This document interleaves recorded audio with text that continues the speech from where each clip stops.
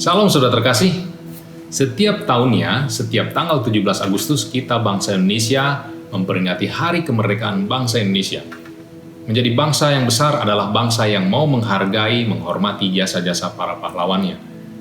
Menjadi kewajiban kita bersama sebagai penerus untuk terus mengisi kemerdekaan yang telah diperjuangkan oleh para pahlawan. Terutama perjuangan dalam memberantas kemiskinan, kebodohan, keterbelakangan, kesenjangan, dan lain halnya. Demikian juga sebagai orang percaya yang hidupnya sudah dimerdekakan dari dosa oleh darah Kristus, harus mengisi hidup kemerdekaannya. Pertanyaannya ialah, apa yang diharapkan dari orang percaya untuk mengisi hidupnya? Ada 3 hal. Mari kita renungkan firman Tuhan bersama-sama, terambil dari Pengkhotbah pasal 11 ayat 1-8. Ayat 1-2, lemparkanlah rotimu ke air, maka engkau akan mendapatnya kembali lama setelah itu.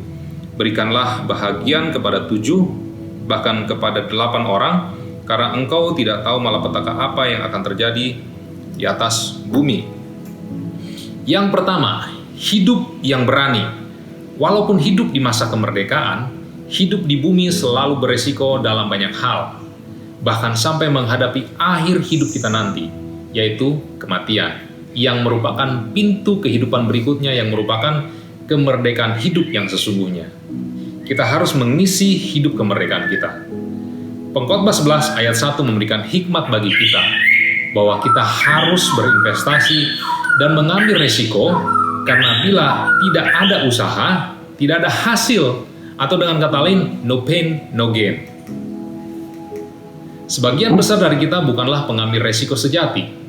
Kita menyukai hal yang pasti, tapi kehidupan Kristen adalah salah satu resiko. Hidup kekristenan adalah di mana kita menyerahkan hidup kita sendiri untuk menjalani hidup Kristus. Investasi hidup orang percaya agar kita menjadi serupa dan segambar dengan Kristus. Dan itu melibatkan risiko terbesar dari semuanya. Dalam hal investasi kita mengenal istilah high risk, high return. Kembali ke ayat 1. Roti dibuat untuk dimakan, bukan untuk dibuang. Jika kita telah melemparkan roti kita ke air, maka kita kehilangan roti itu. Cara menabung adalah dengan kehilangan. Cara mendapatkan adalah dengan memberi. Dan cara menikmati kembalinya adalah dengan merelakan sejenak. Alkitab mengajarkan bahwa kita menuai apa yang kita tabur. Tetapi kita tidak menuai di musim yang sama pada saat kita menabur. Kita tidak menanam benih ke dalam tanah dan kemudian memetik buahnya. Penuaian terjadi di musim yang berbeda dari menabur. Investasi membutuhkan waktu untuk menghasilkan imbalan yang signifikan. Berbuat baik kepada siapapun, melakukan pekerjaan Tuhan, dan bersiap untuk kedatangan Tuhan Yesus kembali adalah merupakan investasi kehidupan. Bagaimana memilih resiko dan mengambil keputusan dalam hidup kita? Perhatikan apa strength kita, apa weakness kita, apa opportunity kita, apa threat kita. Dari hal-hal tersebut, kita bisa membuat strategi yang terbaik sesuai dengan kondisi kita. Yang kedua, hidup yang rajin. Ayat 3-5. Bila awan-awan sarat mengandung hujan, maka hujan itu dicurahkannya ke atas bumi. Dan bila pohon tumbang ke selatan atau ke utara, di tempat pohon itu jatuh, di situ ia tinggal terletak. Siapa senantiasa memperhatikan angin tidak akan menabur, dan siapa senantiasa melihat awan tidak akan menuai. Sebagaimana engkau tidak mengetahui jalan angin dan tulang-tulang dalam rahim seorang perempuan yang mengandung, demikian juga engkau tidak mengetahui pekerjaan Allah yang melakukan segala sesuatu. Kemerdekaan didapat dengan perjuangan. Setelah merdeka kita tidak duduk manis, ongkang-ongkang kaki, masih ada risiko kemiskinan, kebodohan, keterbelakangan, kesenjangan, dan banyak hal. Inilah intinya, resiko tidak mengakibatkan imobilisasi. Sebaliknya, itu harus menghasilkan upaya yang berlipat ganda.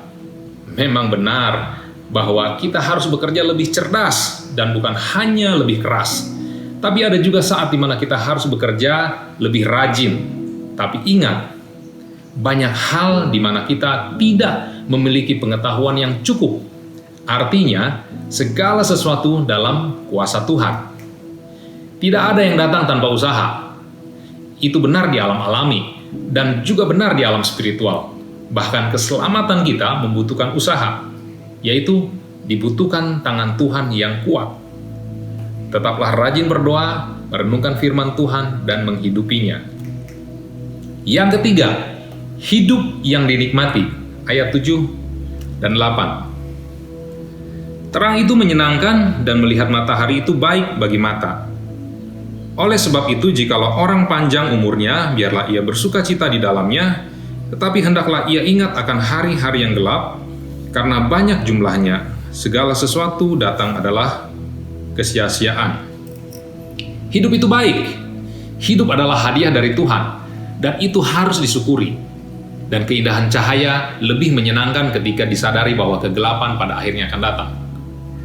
Tujuan kemerdekaan negara Indonesia terdapat dalam Undang-Undang Dasar tahun 1945, alinea keempat yang berbunyi, melindungi segenap bangsa Indonesia dan seluruh tumpah darah Indonesia, memajukan kesejahteraan umum, mencerdaskan kehidupan bangsa, melaksanakan ketertiban dunia, dan berdasarkan kemerdekaan, perdamaian abadi, dan keadilan sosial. Apakah tujuan utama manusia? Jawabannya adalah untuk memuliakan Tuhan dan menikmati Dia selamanya. Kita dipanggil untuk menikmati hidup yang telah Tuhan berikan dan untuk menikmati Tuhan yang telah memberikannya. Jadi, apa yang diharapkan dari orang percaya untuk mengisi hidupnya? Ada 3. Yang pertama, hidup yang berani mengambil resiko dengan pengambilan keputusan atas masalah dengan bijaksana. Yang kedua, hidup yang rajin, tetap berusaha, dan tergantung sepenuhnya kepada Tuhan karena segala sesuatu dalam kuasa-Nya. Yang ketiga, hidup yang dinikmati, karena itu adalah anugerah-Nya. Stay safe, stay strong. Tuhan memberkati kita semua. Amin.